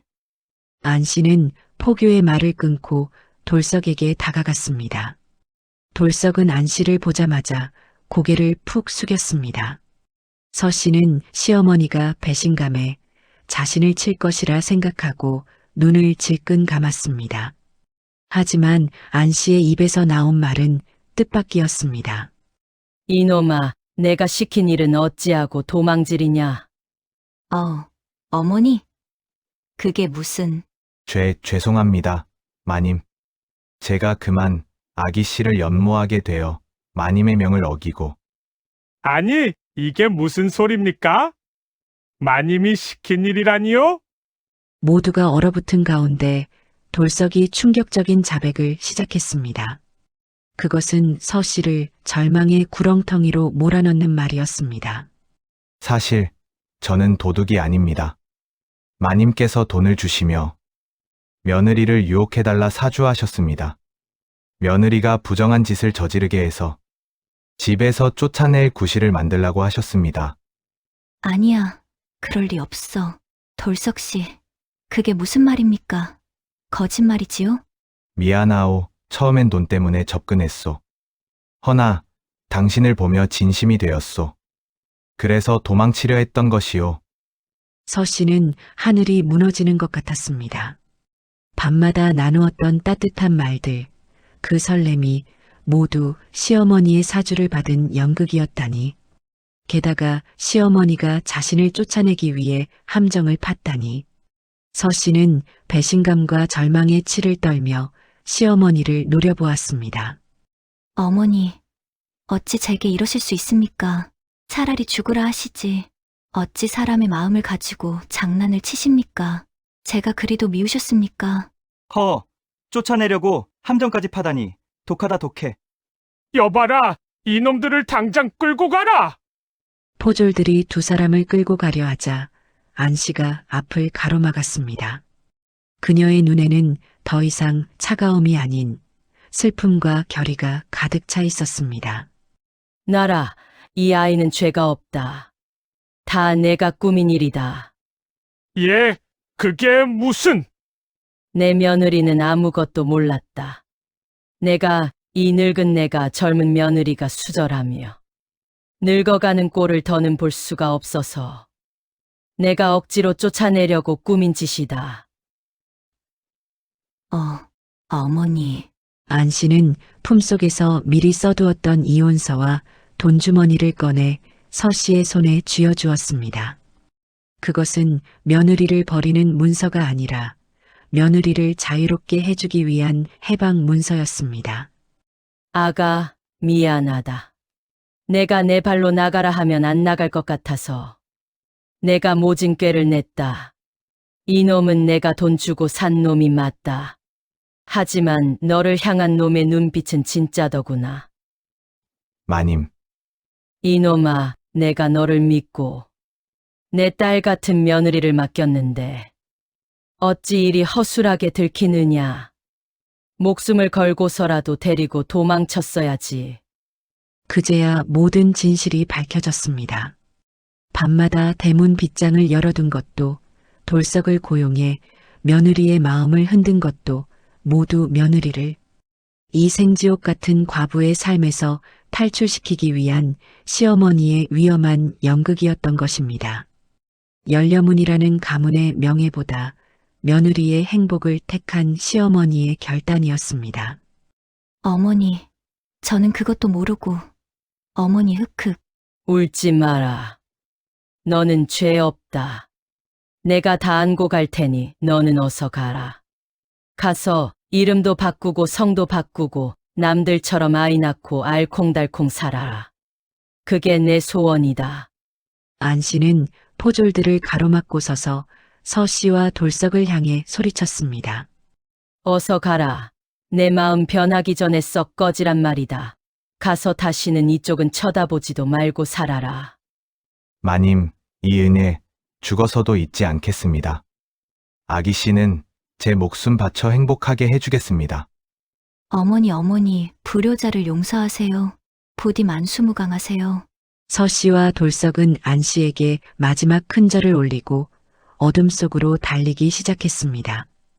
포졸들이 뒤쫓으려 했지만 안 씨가 그 앞을 막아서며 호통을 쳤습니다. 내 집안일이다. 며느리를 내보낸 것도 나요. 사내를 들인 것도 나다. 잡아가려거든 나를 잡아가라.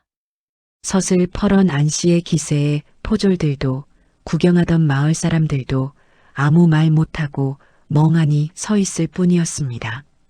안 씨는 멀어지는 두 사람의 뒷모습이 어둠 속으로 완전히 사라질 때까지 꼿꼿이 서서 그 자리를 지켰습니다. 그녀의 눈에서 그제야 참았던 눈물이 주르륵 흘러내렸습니다. 그로부터 1년 뒤, 먼 타양 땅 어느 작은 마을. 그곳에는 솜씨 좋은 대장장이와 삭바느질 잘하는 아내가 운영하는 작은 가게가 있었습니다. 돌석과 서씨였습니다. 비단옷 대신 무명옷을 입었지만 서씨의 얼굴에는 더 이상 그늘이 없었습니다. 그녀의 등에는 곤히 잠든 예쁜 아기가 엎여 있었습니다. 부인, 힘들지 않소? 들어가 좀 쉬시오. 아닙니다. 당신이야말로 좀 쉬세요. 참, 어머니 기일이 다가오는데 제사상에 올리배를 좀 샀습니다. 두 사람은 비록 고향에는 갈 수 없었지만 멀리서나마 안씨를 향해 매일 아침 절을 올렸습니다. 한편 고향 마을 안씨의 집에는 덩그러니 열려문이 세워져 있었습니다. 사람들은 며느리가 도망간 줄 모르고 병으로 죽은 줄만 알았습니다. 안씨는 텅 빈 며느리의 방을 닦으며 열려문보다 더 값진 며느리의 행복을 빌고 또 빌었습니다. 그래, 그거면 되었다. 내 비록 죄인이 되어도 너 하나 살렸으니 나는 그걸로 되었다. 세상 그 어떤 명예나 체면도 사람의 생명과 행복보다 귀할 수는 없습니다. 시어머니 안씨는 열려라는 죽은 명예 대신 어머니라는 살아있는 사랑을 선택했습니다. 진정한 사랑은 상대를 내 곁에 묶어두는 것이 아니라 상대가 가장 행복할 수 있는 곳으로 보내주는 것일지도 모릅니다. 오늘 여러분은 사랑하는 사람을 위해 어떤 마음을 품고 계신가요? 오늘의 이야기가 여러분의 마음에 따뜻한 여운으로 남기를 바랍니다. 이야기가 감동을 주었다면 구독과 좋아요로 담밤야와의 다음 온기를 함께 나눠주십시오. 저는 다음 시간에도 삶의 지혜가 담긴 이야기로 다시 찾아뵙겠습니다. 언제나 담밤야와에서 당신을 기다리겠습니다. 춘심아, 네 머리는 내가 꼭 올려주마.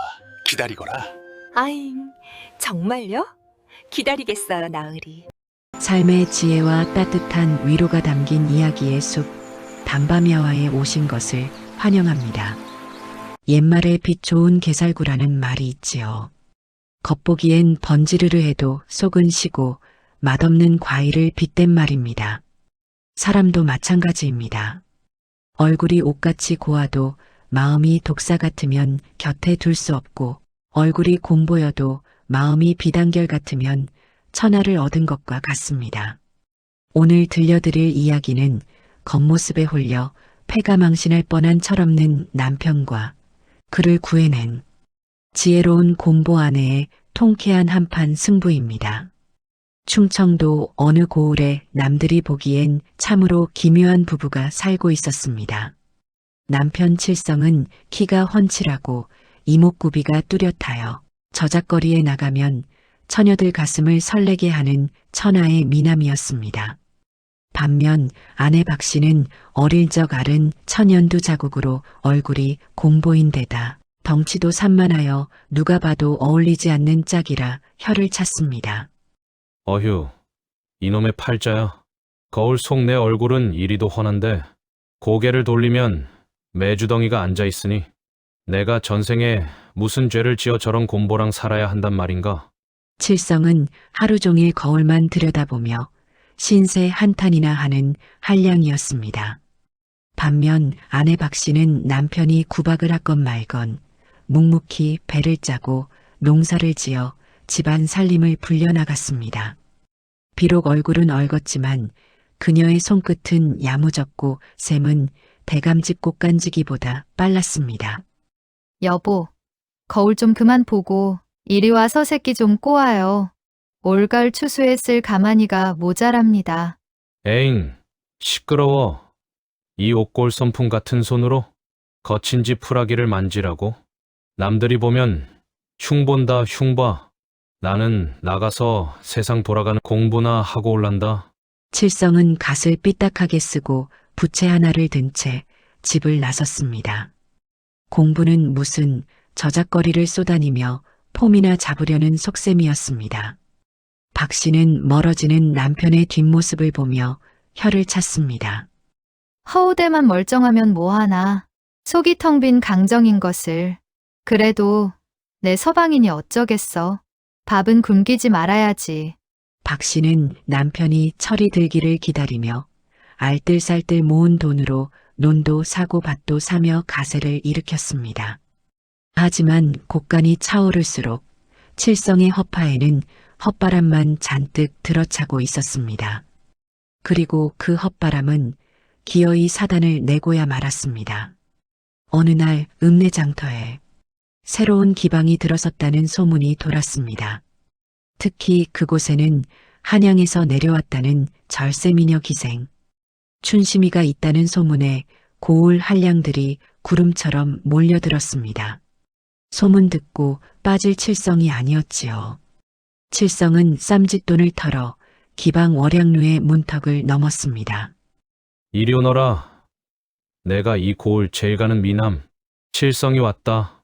기방 문이 열리고 꽃향기와 함께 춘심이가 모습을 드러냈습니다. 백옥 같은 피부에 앵두 같은 입술, 살짝 치켜올린 눈매가 여우처럼 유염했습니다.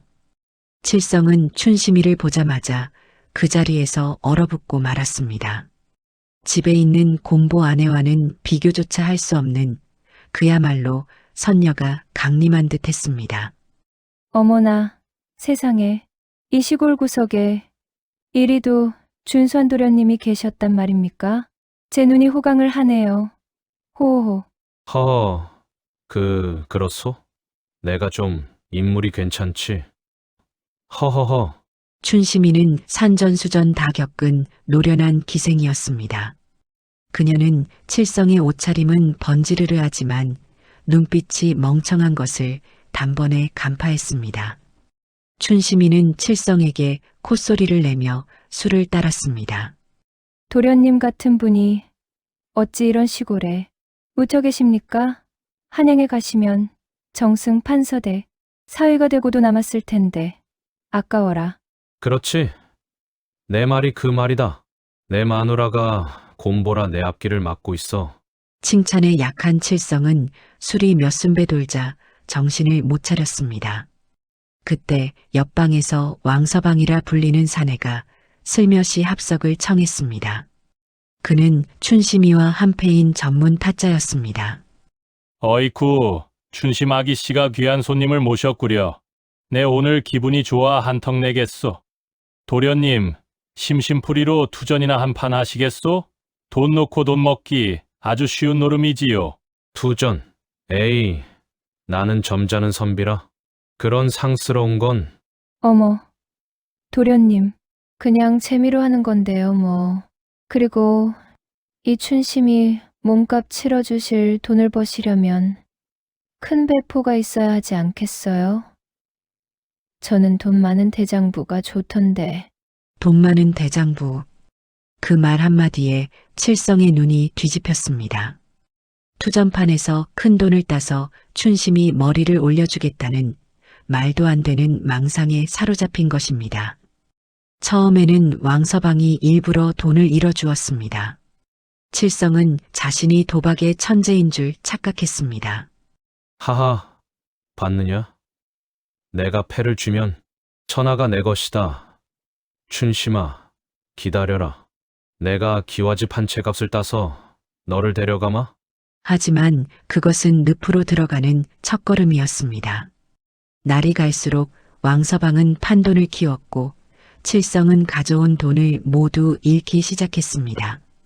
본전 생각이 난 칠성은 아내 몰래 집안의 쌀가마니를 팔고 소를 팔고 급기야는 논문서까지 들고 나왔습니다. 보름달이 뜬 어느 밤, 월양루의 밀실, 칠성의 눈은 퀭했고 입술은 바짝 말라 있었습니다. 탁자 위에는 칠성이 가져온 집문서와 전 재산이 왕서방 쪽으로 넘어가 있었습니다.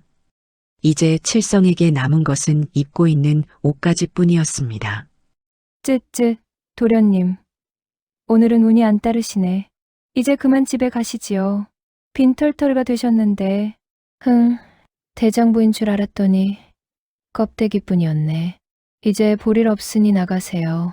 춘심아, 한 판만, 딱 한 판만 더 하면 내가 다 찾을 수 있다. 제발 기회를 다오. 이거 놓으세요. 돈 없는 사내가 무슨 매력이 있다고.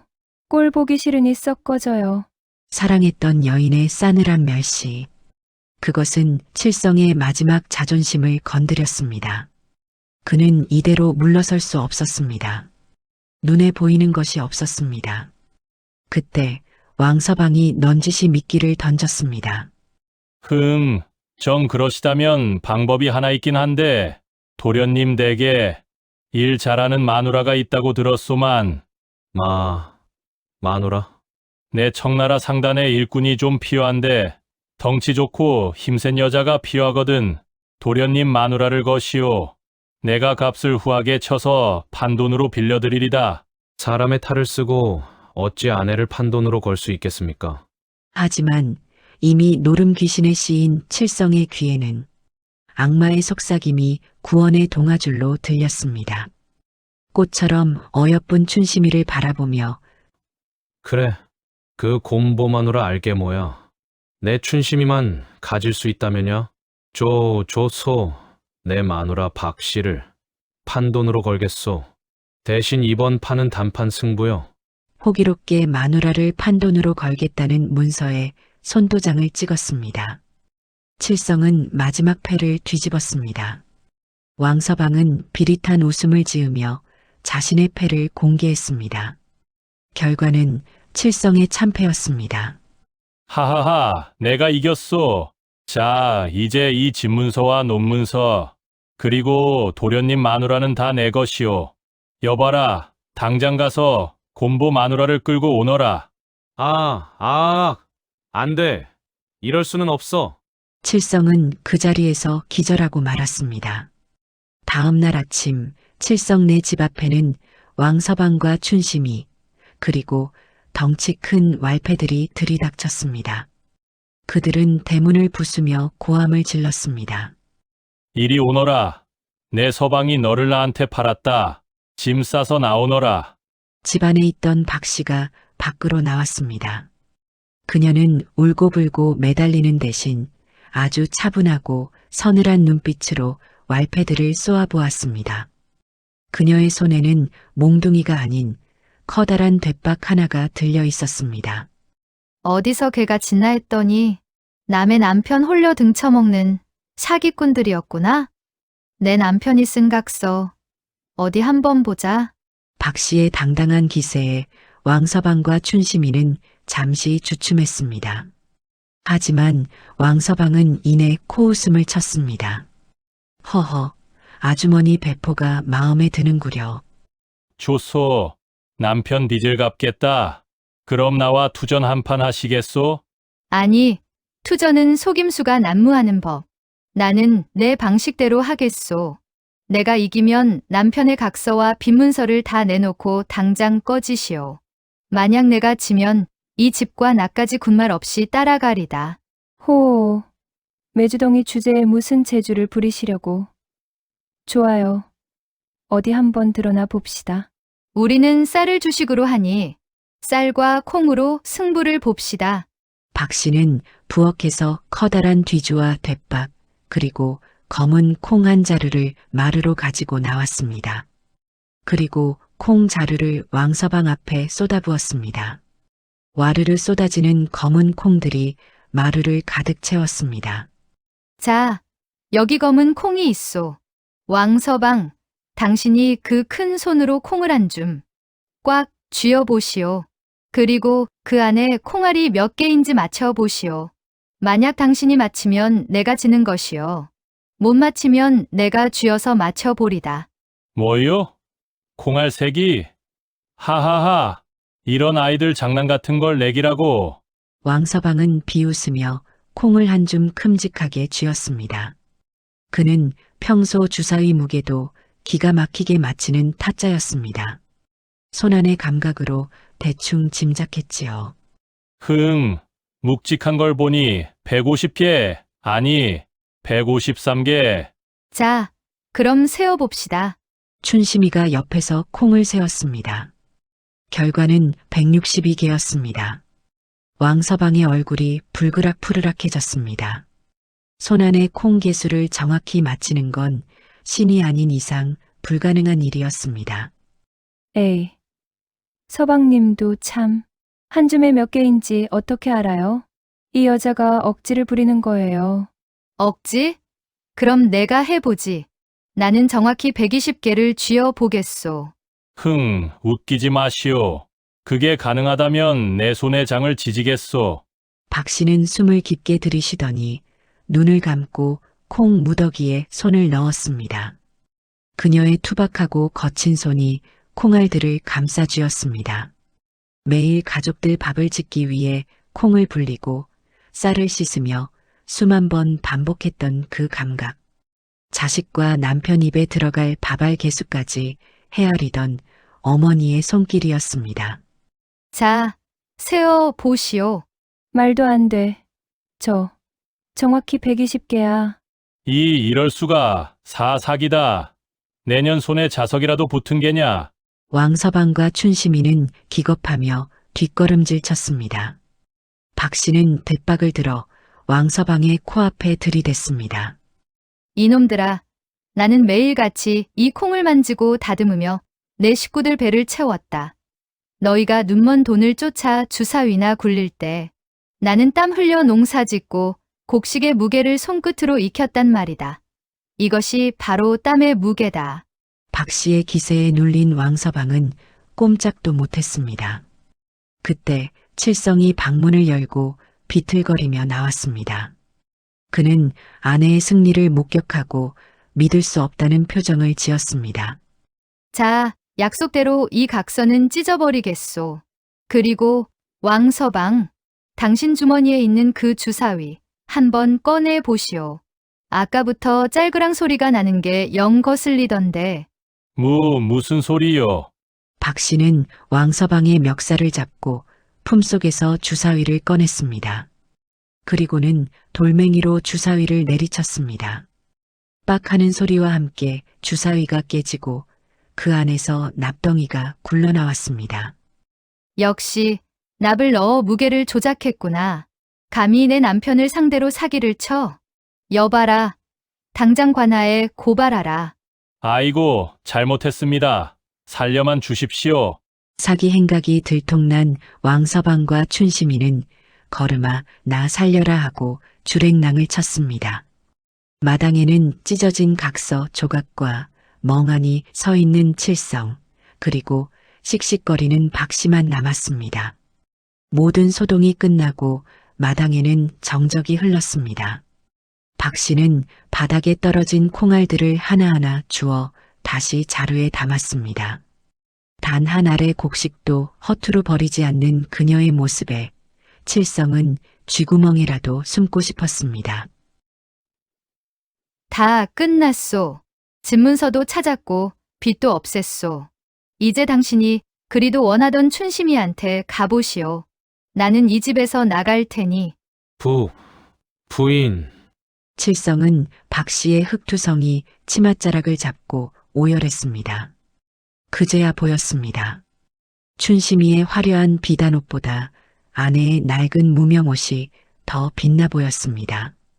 춘심이의 교태 어린 웃음보다 아내의 투박한 손마디가 더 아름다워 보였습니다.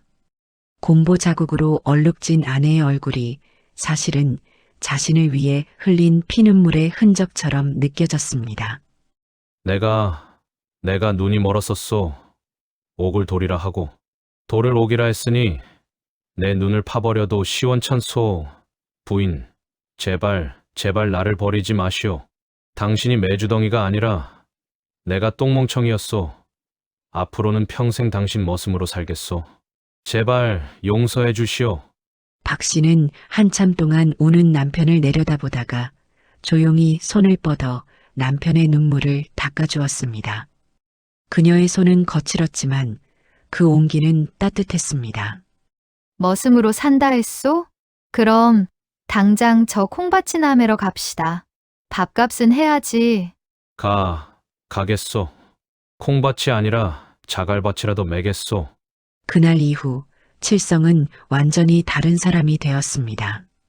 갓을 벗어 던지고 머리띠를 동여맨 채 아내 뒤를 졸졸 따라다니며 농사일을 배웠습니다.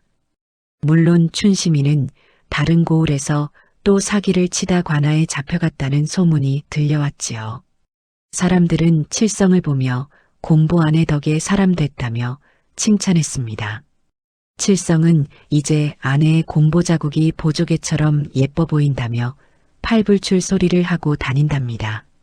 신원서판이라 하여 사람을 볼 때 외모를 먼저 본다지만 진정한 사람의 가치는 그 껍데기 안에 들어있는 알맹이에 있습니다.